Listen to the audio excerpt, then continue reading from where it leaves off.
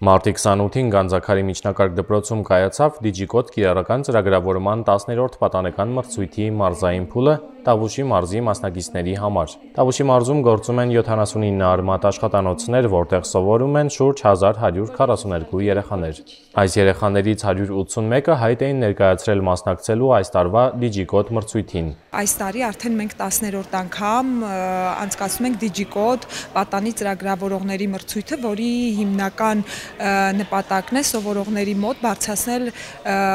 ալգորիթմիկ մտածողությունը, ինչպես նաև կապ ստեղծել STEM առարկաների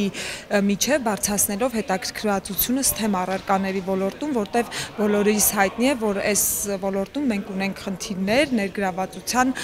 մասով եւ կարծում եմ, որ սա շատ լավ հնարավորություն է, եթե չասեմ լավագույն հնարավորություններից մեկը, որպեսզի մենք կարողանանք բարձրացնել մեր սովորողների մոտ մոտիվացիան դեպի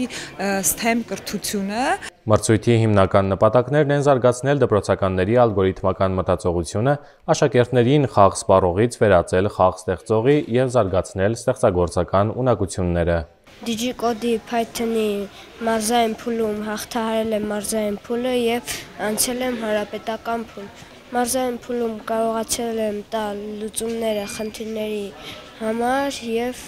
ինձ հաջողվել է անցնել հանրապետական փուլ։ Միջոցառման ընթացքում մասնակիցները ցուցադրեցին իրենց ծրագրավորման հմտությունները, լուծելով տարբեր բարդության ալգորիթմական խնդիրներ։ Դիջիկոդ 2025-ի ներկայացնում է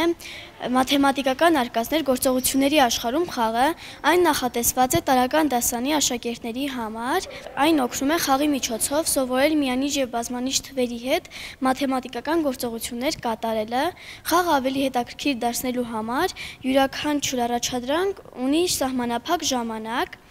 Արմատ խմբակը սովորեցել է ինձ ոչ միայն ծրագրավորման գիտելիքներ, այլ ինքնավստահություն ստեղծելու եւ զարգացնելու սեփական գաղափարներս։ Այնտեղ ես սովորել եմ վերածել գաղափարներս իրականության, հաղթահարել շատ մարտահրավերներ եւ ստեղծել խաղեր, որոնք կարող են օգնել մյուսներին։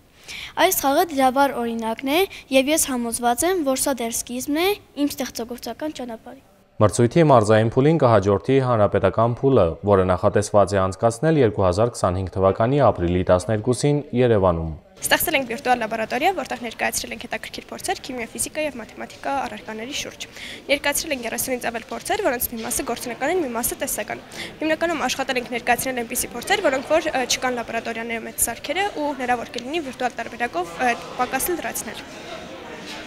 Ունենք նաև ուսուցում եւ գործնական փուլեր, որտեղ կարող եք եւ սովորել եւ օգտագործել ձեր սովորածը։